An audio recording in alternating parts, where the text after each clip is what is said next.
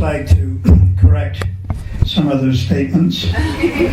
I would agree that devotees like His Holiness Bhakti Chaitanya Maharaj, Bhakti Maharaj, Nanda Kumar Prabhu are the word Senapati, Commander-in-Chiefs. But I am in what is called Dad's Army, in the reserves, not even a foot soldier, and got wounded some 45 years ago. But still, in the association of more serious devotees, they're carrying me a little. So we'll try to say something about Srila Prabhupada. How do we adjust this? Is it position or something? Om Agyanatamarandasya Gananjana Salakaya Chakshanatamyena Tasmai Shingurave Namaha Shri Chaitanya Manobishtam Stapatamyena Bhutale Swayam Rupagadamayam Didanti Swambadantikam Bandeham Shri Guru Shita Patakamalam Shri Guru Vaishnavamscha Shri Rupam Sagrajatam Sagana Ragnatam Vitam Tam Shajivam Sadvaitam Sadhutam Parijana Sahitam Krishna Chaitanya Devam Shri Radha Krishna Padam Sagana Lalita Shri Vishavitam Scha He Krishna Karana Sindhu Dina Bandhu Jagatpate Gopisha Gopikanta Radha Kanta Namostate Tapta Kanchan Gaurange Radhe Vrindavaneshwari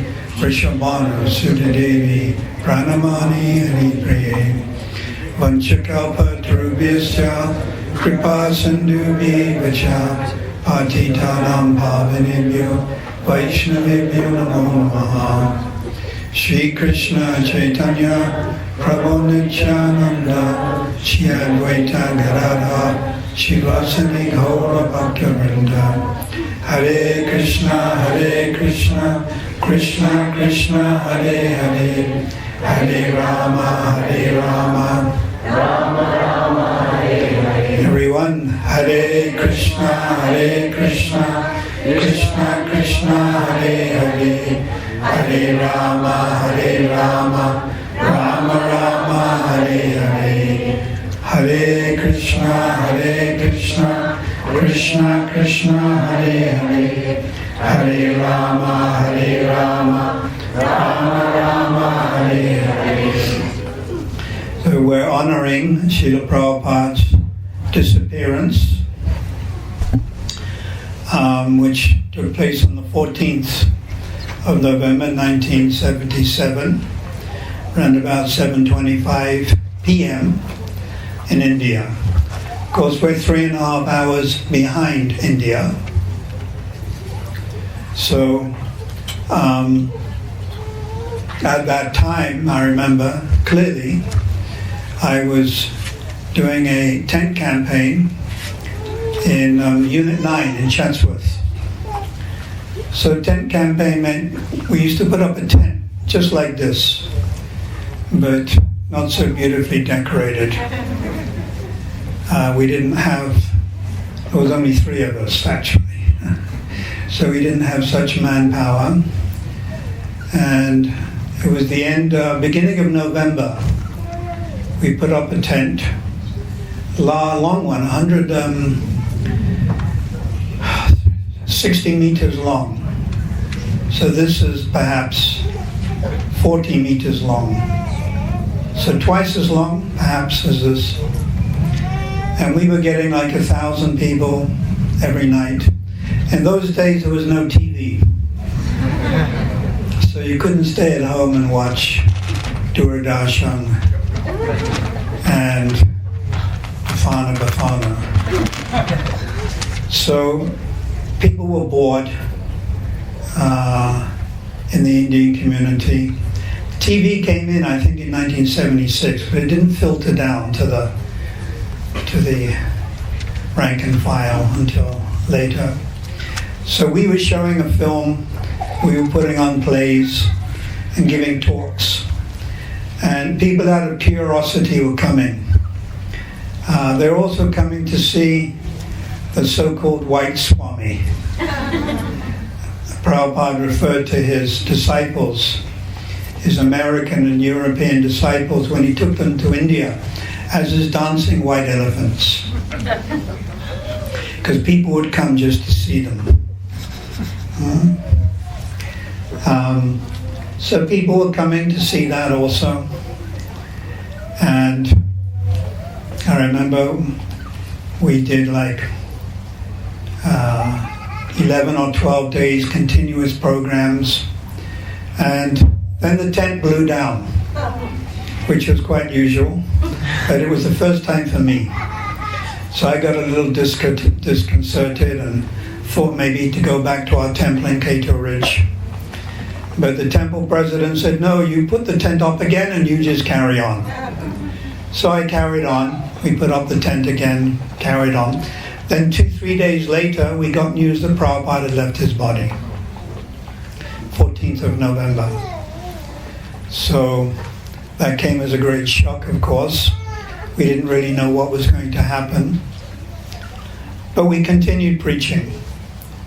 After that campaign in Unit 9, we went to Unit 7, Jaggu's Garage, and then Unit 2, and so forth. And then about a week later, we had a memorial service at Cato Ridge on a Saturday. So I and the different devotees helping me, we went to the Cato Ridge Temple in the afternoon, and there was a memorial service. Many members of the Indian community also went and spoke about Prabhupada. So it's described in the Bhagavatam, this verse, Canto 1, Chapter 13, I think, Bhagavad Vita Bhagavatas Titi Bhuta Swayam Vibho Titi Kravanti Tirtarani Swantastena Gadaprataha. This verse was spoken by Maharaj Yudhishthira to Vidura as glorification when Vidura came back from his travels throughout India. Vidura, during the battlefield of Kurukshetra, chose not to take sides. He was also like a Brahmin. So he traveled on parikram throughout India while the fight was going on. And then when the fight ended, he went back to Yudhishthira, and Yudhishthira offered him this verse. And he said, verily, persons like you are places of pilgrimage personified. Because you carry the Supreme Personality of Godhead in your heart, you can turn any place into a place of pilgrimage. Place of pilgrimage is Tirtha, Bhagavad Vita Bhagavatas, Tirtha. So Tirtha is holy place. But the advanced devotee carries the Supreme Lord within his heart. Now, of course, we also carry Krishna within our heart. We know the philosophy, Ishvara Sava Bhutanam Hriday. Within the heart, Krishna is residing as the Paramatma feature. But Krishna is somewhat covered in your heart and my heart. But as we practice devotional service, we can uncover him. He comes out. He manifests.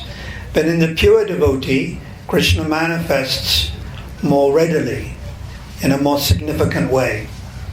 So therefore, we understand Srila Prabhupada, he was like a walking tirtha, a walking holy place. And he came to South Africa and spent some 20 days, 19 days, purifying wherever he went, purifying whatever he looked at. In the mornings in Durban, started off in Durban, walking on the Golden Mile. At that time it wasn't so developed. So in morning walks on the beach. Morning walks in Old Fort Road, that park. Prabhupada pointed to the cannon. I don't know if any of you have been there. Old Fort Road, it has cannons. And Prabhupada, taking advantage of his environment, would say, the cannon of time. And where have all these soldiers gone? There's one talk where he mentions cannon of time. We also took him to the botanical gardens, but unfortunately they were closed. Beautiful gardens, some of the nicest gardens I think in the southern hemisphere, but we couldn't get in.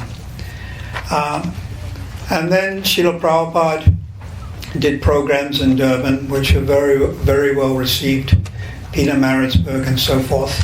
Then he flew to Johannesburg, when we stayed in Yeovil. That house is still there, 59 Muller Street. We were paying 150 rands a month to rent that house. At that time, it was a middle-class Jewish area.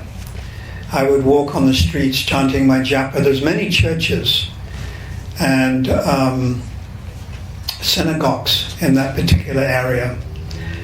So that house is still there, although the area has somewhat changed. It's opposite a school. The house where Prabhupada stayed is opposite a big playing field where children used to play. So Prabhupada stayed in this house. At that time, there were perhaps 10 devotees. That's all. 10 devotees. Harikesh was his secretary. Pusta Krishna was the GBC. Myself, a few others, Duranga, Gokulendra. And we did 3 programs in the Johannesburg area. 2 in Wits on the 21st, 23rd of October in Lodium Hall. And Prabhupada met with many people, preached to the religious correspondent of the Star newspaper, Mr. Lambert Pringle. And every afternoon he would sit in the garden and we would read to him Chaitanya Charitamrita. It had just come out, the Bengali translation, 17 volumes. And there was another devotee, Bhagava. Bhagava was ISKCON's BBT photographer. And he was always hovering around trying to take pictures.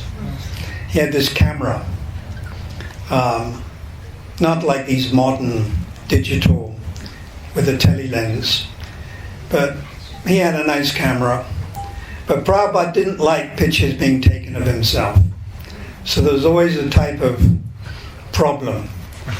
Bhagava would just appear and take pictures and Prabhupada would actually become angry. So it was an arrangement that Bhagava could take pictures when Prabhupada was singing, but not when he was talking. Definitely not when he was talking. And also the flash annoyed Prabhupada. So Bhagava had this sort of like aluminium type umbrella, small thing attached to the camera, something you would get from NASA. Aluminium, and it sort of reflected the flash backwards. So that was his idea, to not disturb Prabhupada when Prabhupada was speaking or whatever. So one time in a Bhagavatam class, early in the morning, there were just 10 of us, 11 of us, perhaps 1 or 2 members of the Indian community from outside. And Prabhupada was speaking. In Johannesburg, Prabhupada spoke from the 5th canto. Why the 5th canto? Because we'd just given him the 5th canto. It had just been published. And we went to the airport to get it and we gave it to him. There's a famous picture actually of Prabhupada looking at the 5th canto and smiling. So he was reading from the 5th canto, 5th chapter, which is entitled The Teachings of Lord Rishabhdev. Very important teachings. And Prabhupada, one of his favorite sections, probably Prahlad would be the favorite section of Prabhupada had, but teachings of Lord Rishabhdev, many famous verses in that 5th canto, 5th chapter. So Prabhupada was reading from the 5th canto, and Bhagava was trying to take his pictures, because that was his job for BTG. After all, we would want as many pictures as we could of Prabhupada. Would you not agree? Now, 40 years later, we wish we had more pictures and more film of Srila Prabhupada. So Bhagava was really doing his duty. And he was clicking away, but there was a grey area. And what was the grey area? The Jayom Vishnu Pad prayers. It hadn't been discussed. So he was taking pictures when Prabhupada was saying the Jayom prayers. Srila Bhakti Chaitanya Maharaj said the Jayam Vishnupad Paramahansa prayers. And Prabhupada became angry. And in front of all of us, he chastised his disciple. The Guru is allowed to do this. He's allowed to chastise. So Prabhupada said, why are you so obstinate? I've told you so many times. And he carried on and on and on. And Bhagavad became very discouraged and didn't know what to do. So anyhow, Prabhupada finished. And this, of course, is transcendental anger. It's not like anger you experience or I experience. It's coming from a different level. Prabhupada gives the example of Hanuman. He jumped to Sri Lanka in an angry mood and set fire to Ravana's kingdom and killed many people in an angry mood. But that anger, Prabhupada explains, was purifying because it was centered on Krishna, or rather Ramchandra, who's no different from Krishna. But if your anger is centered on yourself, your own sense gratification, or even extended sense gratification, which means wife or children, then it's very contaminating. Anger actually pollutes you. It pollutes your consciousness. It releases various chemicals, adrenaline. It's been proven that a lady who may be breastfeeding, who becomes angry, the adrenaline actually is transferred through the breast and the child can die. It's poison, adrenaline. But Prabhupada's anger was a sanchari bhav, which means it was a spiritual thing. And of course, immediately after displaying some harsh words to his disciple, Prabhupada just carried on speaking from the Bhagavatam in a transcendental mood. But unfortunately, Bhagavad was affected. And after the Bhagavatam class, he went for a long walk. And he got lost in Johannesburg. It was in 1975. He was wandering around Hillbrow. He didn't know where he was. He had no money. All he had was an invitation card to the temple with a telephone number on. So after 7 or 8 hours of being lost in Hillbrow, Johannesburg, somewhere or other, he phoned the temple. He begged some money. He phoned the temple. And we went and picked him up. Story of Bhagavad. So many of these pictures you see actually in the Srila Prabhupada are taken by Bhagavad.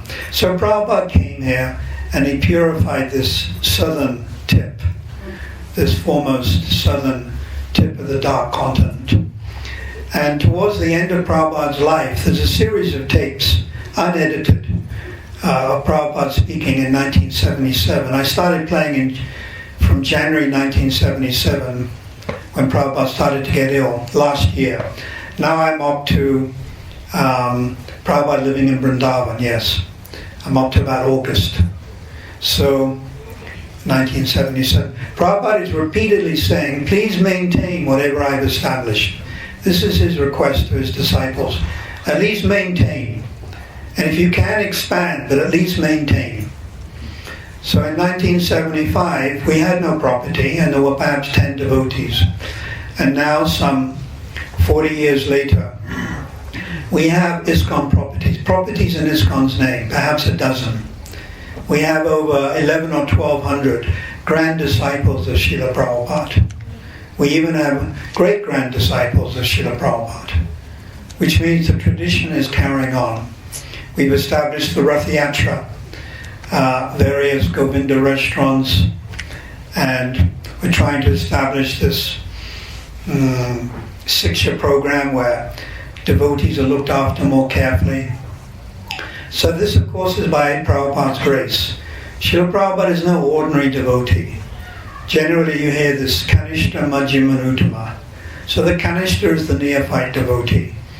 And actually that's all of us, to be honest. We're in that category. And the Majjhim level, according to Bhaktivinoda Thakur, clearly states in Jaiva Dharma and Harinam Chintamani, starts on the level of pure devotion. And Yabhidasita Sanyam, pure devotee, is Majjhim. And then beyond Majjhim is the Uttama, a very highly advanced devotee. But even in the Uttama category, there are various sections, there are various subcategories. One can be an associate or an Uttama Bhagavat living in Vaikuntha, and this would be Prahlad and Dhruva.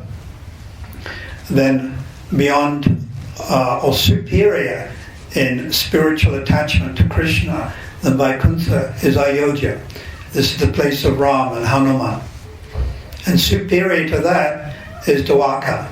The chief resident would be Uddhava, the queens of Dwarka. But superior to that is Vrindavan itself. This has been described in Nectar of Instruction, text number 10 and 11. But in Vrindavan also there are different relationships. One has to understand that each relationship is perfect in itself. But if we stand back from a neutral point of view, there's higher and lower. It's not such an easy thing to understand. We are simultaneously one and different from God. So these relationships in Vaikuntha and Dwarka, they're perfect. And yet still there's higher and lower. Anyhow, in Vrindavan is described the cow-eyed boys. This is a very intimate relationship with Krishna, but involving more love of Krishna. It's described Satya Ras comes to the beginning of Anurag, which is an intense affection for Krishna. But superior to that is Mother Yasoda's love for Krishna. This month we are worshipping Mother Yasoda. And this goes to the end of Anurag. But even superior to that is the love the transcendental spiritual gopis have for Krishna. And this, of course, goes to what is called Mahabhav. So we understand Srila Prabhupada is in that very high category. Just as Srila Bhaktisiddhanta was, Bhaktivinoda, Gokishore, all of the Acharyas, Vishwanath Chakravarti Thakur, Narottam, 6 Goswamis. They're all in this extremely high relationship with Krishna. So why would Prabhupada be any different? So Prabhupada is not just an ordinary Mahabhagavad. He's of a very high category. He's a personal associate of Lord Krishna and Radharani. And as such, is able to know past, present and future. So we shouldn't think Prabhupada left 40 years ago and that he is now dead, gone, forgotten. It is not like the acharyas of this status, Prabhupada, Srila Bhaktisiddhanta, are frozen, like frozen in ice or something like this. No, they're still fully conscious of what is happening, and they're conscious of people who are serving them, and they're aware of their disciples, grand disciples. They have tremendous potency. So we should always remember this, that devotees of this very high category are sentient and fully conscious. So in Midrand, in Sandton, Lanesia, we may in our own way be trying to serve the Lord, serve Prabhupada's mission, managing, distributing books, cooking or whatever it is. Other people may not notice, but Prabhupada will notice, Srila Bhaktisiddhanta will notice, Rupa Goswami, Lord Chaitanya is in the heart, he will notice Krishna and reciprocate accordingly. As one surrenders, Yehita mantra bhajante, one is rewarded accordingly. But we want our service to Prabhupada's mission to be without desire for material gain. It's not that we want something. I will serve the Lord because I will serve in Prabhupada's mission because I want position, name and fame. This is not pure devotional service. So we try to follow in Prabhupada's footsteps, try to establish Krishna consciousness and understand that he is aware of what we're doing. In one of my favorite statements, he writes in Adi Leela, chapter 17, we take great transcendental pride in the behavior of our students. He uses the word student out of humility. Actually, it's disciple, but he chose to use the word student. So he takes great pride. Prabhupada takes pride in what his disciples and grand disciples and great grand disciples are doing to serve his mission. So we should always remember this and remember that we're representing Prabhupada. We are representing an acharya with a capital A, not acharya with small a, big time Acharya. We are representing. So we should always be cautious of our behavior and how we act. Act in such a way as to please Srila Prabhupada and know without doubt that he is conscious of our struggles and the troubles we have, vigna, the difficulties we experience. Everyone has their difficulties, their challenges in life, family, domestic, financial, health, but Srila Prabhupada is aware of this, and we try to struggle to serve his mission, the International Society for Krishna Consciousness. We can obtain his mercy. And it's only by kripa. Only by kripa. We try as hard as we can, and we should, but it's actually kripa. Kripa means mercy. Bhaktivinoda Thakur writes that the jiva cannot single-handedly overcome or avoid the distraction of illusion or maya. Cannot single-handedly, forget it. It is only by Krishna's mercy, and then it becomes very easy. So the jiva, the living entity, should frequently pray to the Lord with folded hands and tears in his eyes for mercy. It's kripa, it's this kripa, mercy. So Prabhupada was able to give this.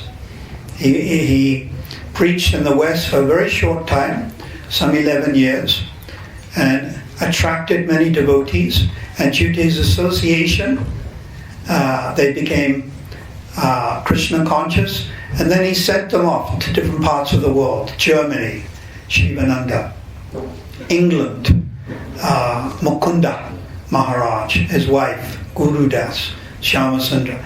He sent Shruti to South Africa, Bali Madan to Australia, Burijan to Hong Kong. He just sent them off to different parts of the world and said, preach. And because of Prabhupada's association, kripa was transferred, and they were able to do something. It's amazing, due to the association. It's simply the association of the Bhagavad Gita Bhagavatas, this walking tirtha. So 40 years later, we are still worshipping Prabhupada, and we will continue to worship him. And as the years go by, you will see that your respect and attachment and admiration and gratitude to Prabhupada will increase. This is unlike a material personality. Sometimes I would think, I lived at home in England, in Oxford, for some 20 years, and I have a father who was considerate, and he wasn't a bad father at all. You know, he tried to help me in his own way. Of course, never really encouraged me in God consciousness. But I had a lot of association with him.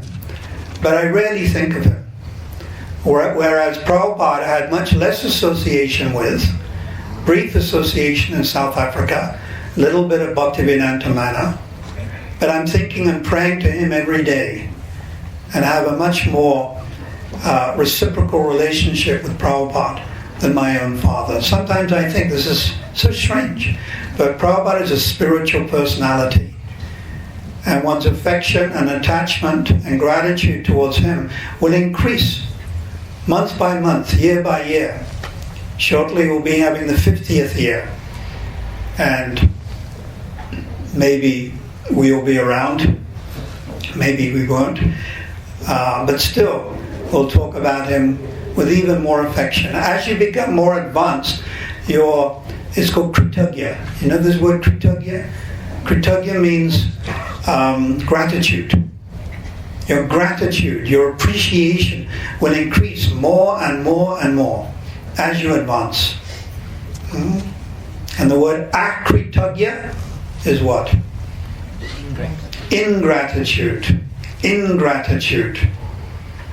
So we don't want to be ingrateful to Prabhupada, what he has given us. ISKCON, this house we can live in, prasad, BTG, deity worship, Rath Yatra festival, food for life, given us entrance to Vrindavan, Srila Mayapur, Jagannath Puri, even built a temple there where we can go and stay, installed deities.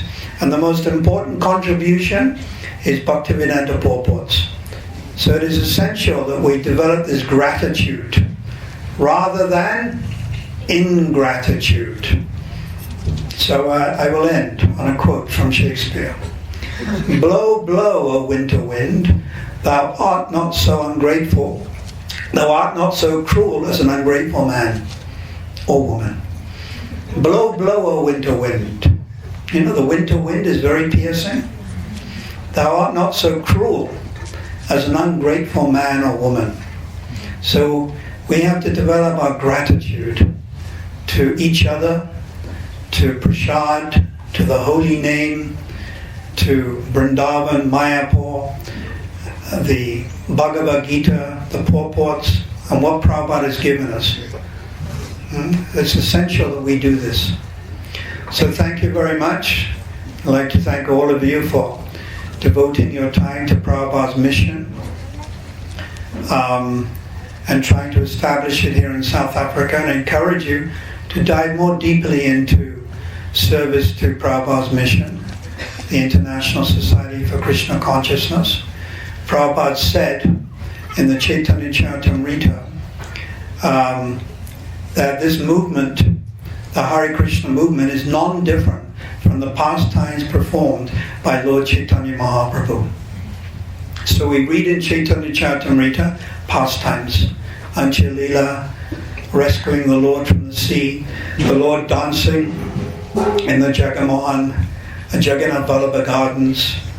So many nice pastimes on the bank of the Ganges, walking through Jarakanda forest, causing the elephants to dance. So this Hare Krishna movement, Prabhupada writes, word for word, is non-different from the activities performed by Sri Chaitanya Mahaprabhu. So this is how we try to see it. Prabhupada has said that, so this is how we try to understand it. And gradually, as we will advance, we will realize this more and more. So thank you very much. Srila Prabhupada ki jai.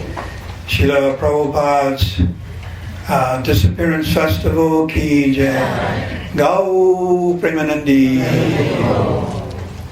Let us show appreciation for His Holiness. Hare Krishna, Krishna Krishna, Hare Hare, Hare Rama, Rama Rama, Hare Hare. Thank you very much, Maharaj, for giving us that wonderful discourse on Prabhupada's glory. So there's many gems which one could take from it.